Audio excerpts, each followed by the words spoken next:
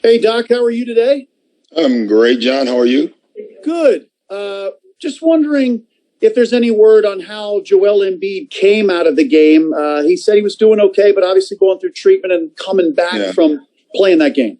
Yeah, he looked pretty good. Obviously, we didn't do much today, but just my observation without being a real medical doctor is that he looked pretty good. So we were happy with everything. And Matisse was just talking about maybe after winning the last series, maybe they took a little breath in the first half.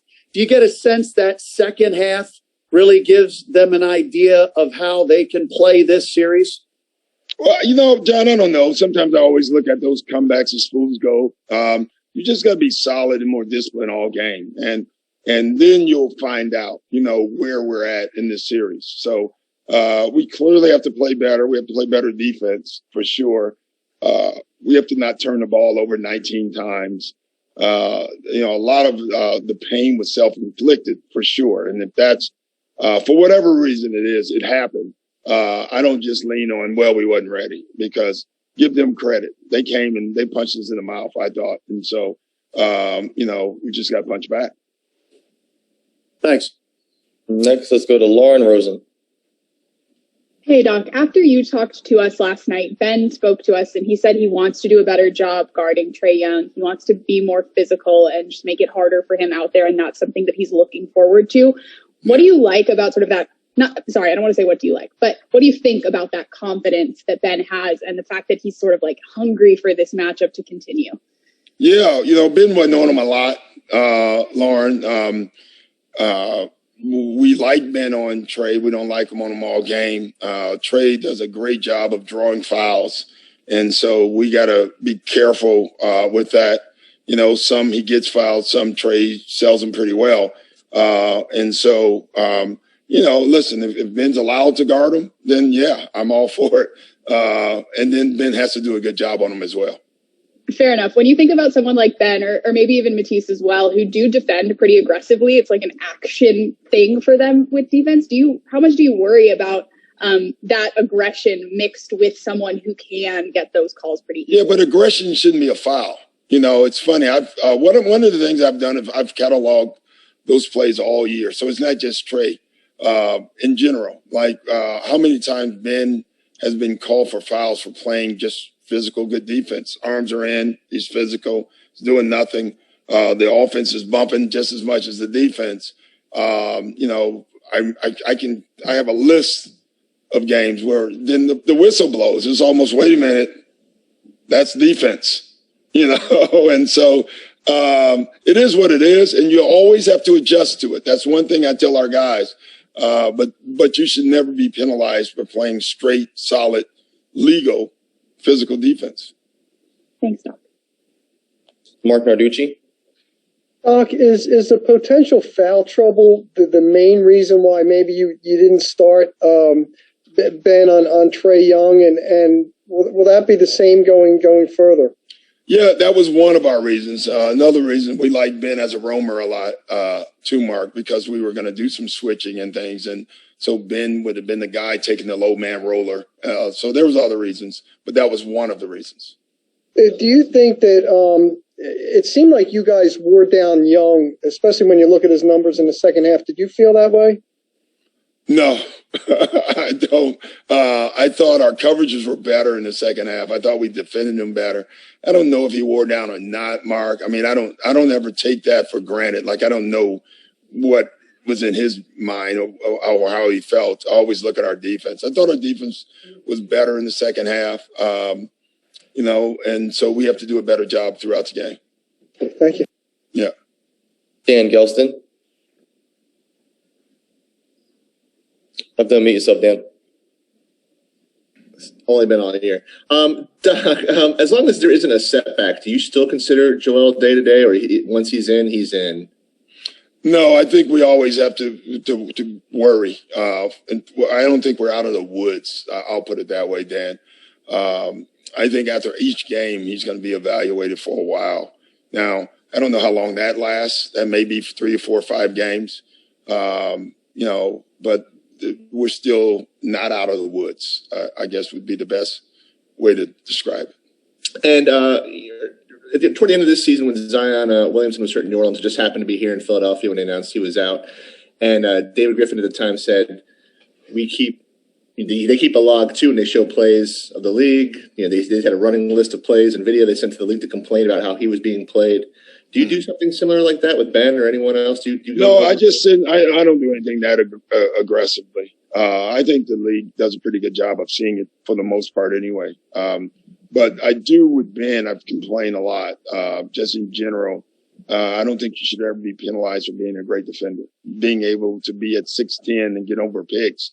When a guy 6'10" or 6'9" gets over picks and he's into the body, it looks physical, but it's legal, and so you should never be penalized for that.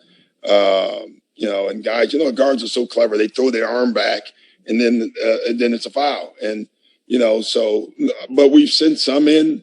Have I lobbied all year? No, I haven't done all that, but we do keep catalogs on it because we may need it one day. Let's go to Rich Hoffman. Hey, Doc, you mentioned maybe using Ben as kind of like a tagger and like a roamer on the weak side. I guess in general, when you play somebody like Trey, who can both score but also like set up open threes for his teammates pretty easily, what's the balance you have to strike with kind of, navigating those two? Yeah, it's a tough one. It's a good question. Sorry I said that, Rich. It was a good question, but it was. Because you have to try to almost number-wise, what would you live with? Lobs, floaters, or pulled-in threes? The last one is what you can't live with. And I thought they got all of them. They got lobs, they got floaters, and they got threes. We can't give them all everything. And I thought, Trey's special, but I thought he got them all. We have to take at least one of those away. And the other thing I was wondering was, specifically when you had your bench unit in the first half, what did you see on the offensive end, after watching it? Nothing. No, really. We were, I thought their unit ran what they wanted to run. We didn't run what we wanted to run. We lacked discipline in how we ran our offense throughout the game, both units, honestly. But that unit can be way better. We obviously, for the most part, have had Tobias or Ben with that unit. Last night we didn't early because we extended their minutes because we were down so much, But that unit, even as itself, has to be a better executing unit. I think they had 3 or 4 turnovers in that stretch, and those things can't happen. Noah Levick. Hey, Doc, you mentioned yesterday that Danny allowing Young to have some rejects was at least part of the problem. Yeah. Like there were 4 or 5 plays where that led to points for them. Yeah. Guarding against that, just playing physical defense and not allowing him space to move, or how do you coach that? It's all body position. Like if you once the pick and roll coverage is called, you have to take your man to the pick. It's just that simple, and that's not hard. We have to do that. If we're going to give Trey the ability to go either way on pick and rolls, we're in trouble. So that's something that's discipline. We all know it. Danny knows it. It wasn't just Danny. It happened on several guys. And so that can happen. That's for sure. Time for 2 more questions. We'll start with Tom Moore.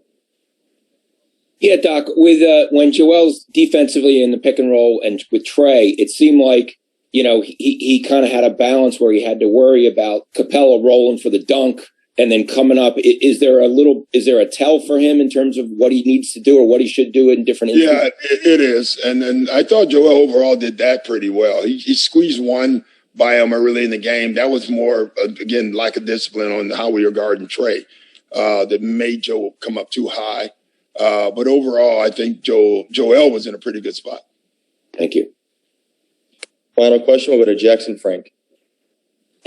Hey, Doc, you talked yesterday kind of about, being a little apprehensive about Joel kind of flying around and whatnot, when it was chaotic late in the game there. But you did play more aggressively at times against Trey in the pick and roll. How did you feel about Joel's mobility? And then conversely, what do you think you guys could do better kind of when you're in drop? Because Trey had a lot of success in the first half. We can't let him turn the corners. Our 5, it's usually a 1-4-5, in the double drags. And what we do with the 1-4 part has to take him out of the quick turn the corner. Trey Young going down the hill is not good for any team, and he did that too much yesterday. So we have to slide him off a little bit. That's not really being more physical. That's just body position. A lot of our problems were due to bad body positions. And then just how did you feel about when Joel was playing a little more aggressively in the second half? Yeah, listen, I like it, but I don't like it for a game, last possession of a game. Yeah. Coming out of a timeout. Yeah. Whole game. No. It's just too much to ask out of Joel. Thanks, Doc. All right. Thanks. Thank you, Coach.